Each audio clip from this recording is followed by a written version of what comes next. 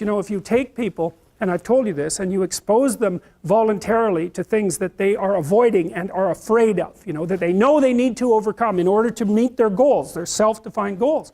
If you can teach people to stand up in the face of the things they're afraid of, they get stronger. And you don't know what the upper limits to that are, because you might ask yourself, like, if for 10 years, if you didn't avoid doing what you knew you needed to do, by your own definitions, right, within the value structure that you've created to the degree that you've done that, what would you be like? Well, you know, there are remarkable people who come into the world from time to time, and there are people who do find out over decades-long periods what they could be like if they were who they were, if they spoke their being forward.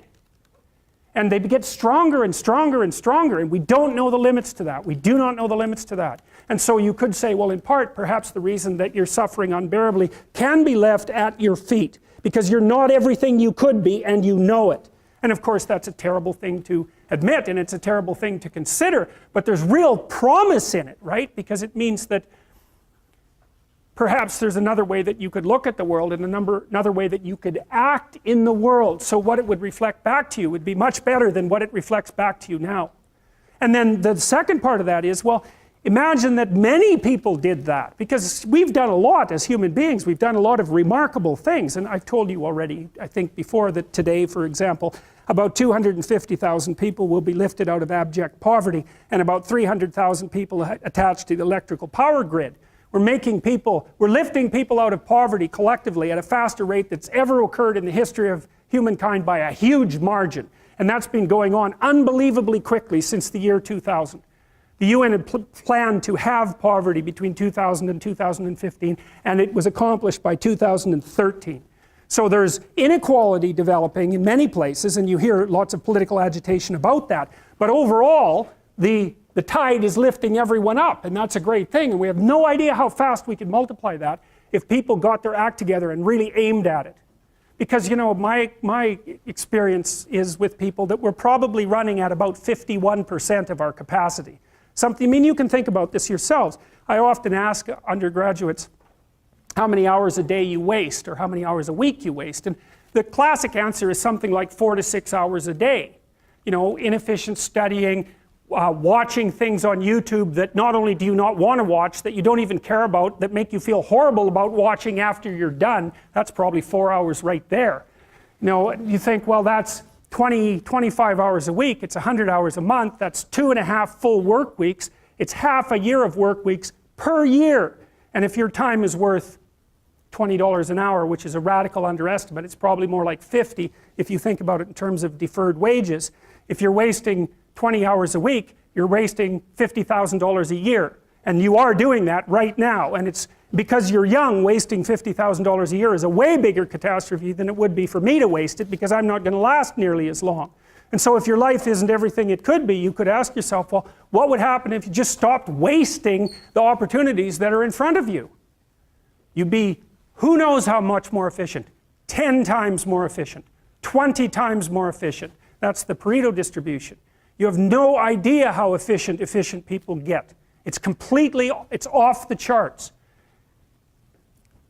Well, and if we all got our act together collectively and stopped making things worse, because that's another thing people do all the time, not only do they not do what they should to make things better, they actively attempt to make things worse because they're spiteful or resentful or arrogant or deceitful or homicidal or genocidal, or all of those things all bundled together in an absolutely pathological package.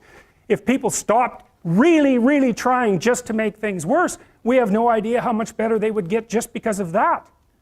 So there's this weird dynamic that's part of the existential system of ideas between human vulnerability, social judgment, both of which are major causes of suffering, and the failure of individuals to adopt the responsibility that they know they should adopt. And that's the thing that's interesting too, is that, and like another thing I've often asked my undergraduate classes is, you know, there's this idea that people have a conscience. And you know what the conscience is. It's this feeling or voice you have in your head just before you do something that you know is stupid, telling you that probably you shouldn't do that stupid thing. You don't have to listen to it, strangely enough.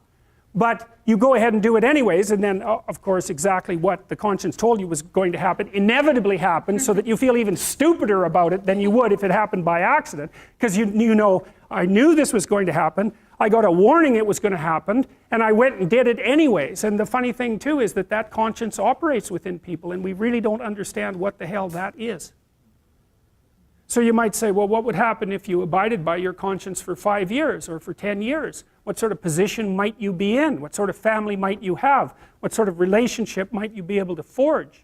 And you can be bloody sure that a relationship that's forged on the basis of who you actually are is going to be a lot stronger and more welcome than one that's forged on the basis of who you aren't. Now, of course, that means that the person you're with has to deal with the full force of you in all your ability and your catastrophe, and that's a very, very difficult thing to negotiate.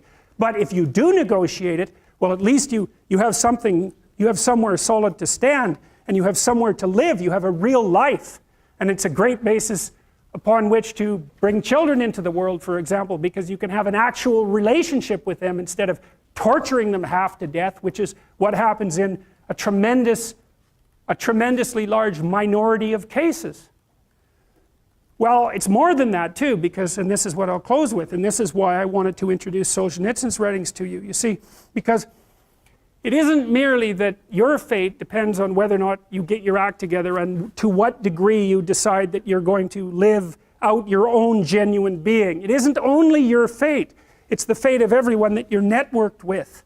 And so, you know, you think, well, there's 9 billion, 7 billion people in the world. We're going to peak at about 9 billion, by the way, and then it'll decline rapidly. But 7 billion people in the world, and who are you? You're just one little dust mote among that 7 billion. And so it really doesn't matter what you do or don't do, but that's simply not the case. It's the wrong model, because you're at the center of a network. You're a node in a network. Of course, that's even more true now that we have social media. You'll know 1,000 people, at least, over the course of your life. And they'll know 1,000 people each, and that puts you one person away from 1 million, and 2 persons away from 1 billion. And so that's how you're connected. And the things you do, they're like dropping a stone in a pond. The ripples move outward, and they affect things in ways that you can't fully comprehend. And it means that the things that you do and that you don't do are far more important than you think. And so if you act that way, of course, the terror of realizing that is that it actually starts to matter what you do. And you might say, well, that's better than living a meaningless existence. It's better for it to matter. But I mean, if you really asked yourself, would you be so sure if you had the choice? I can live with no responsibility whatsoever. The price I pay is that nothing matters. Or I can reverse it and everything matters. But I have to take the responsibility that's associated with that. It's not so obvious to me that people would take the meaningful path. You know, when you say, well, nihilists suffer dreadfully because there's no meaning in their life and they still suffer. Yeah, but the advantage is they have no responsibility.